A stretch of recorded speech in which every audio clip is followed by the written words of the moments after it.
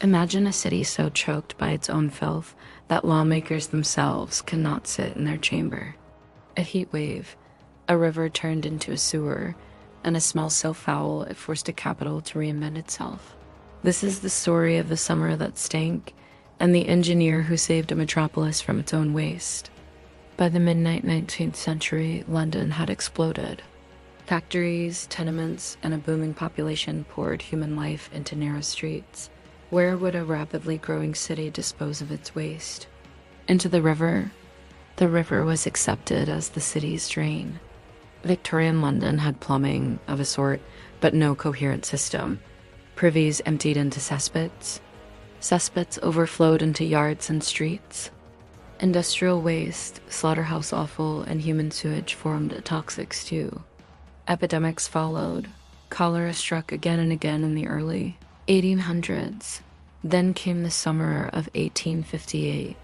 A heat wave baked the Thames. The tide was low and the riverbed was exposed. The air above central London turned into a moving swamp. The stench filled buildings. Members of Parliament complained the odor made it impossible to work. Public health was at stake. Though the immediate culprit was odor, the underlying threat was contamination of the water supply. For the wealthy, it was a scandal that could no longer be ignored. Public pressure built for a permanent fix. Meet Joseph Bazalgette, a relatively unsung hero whose civil engineering designs tackled the problem at scale. Bazalgette proposed a massive interceptor sewer system, huge brick sewers, pumping stations and embankments, work on a scale previously unseen.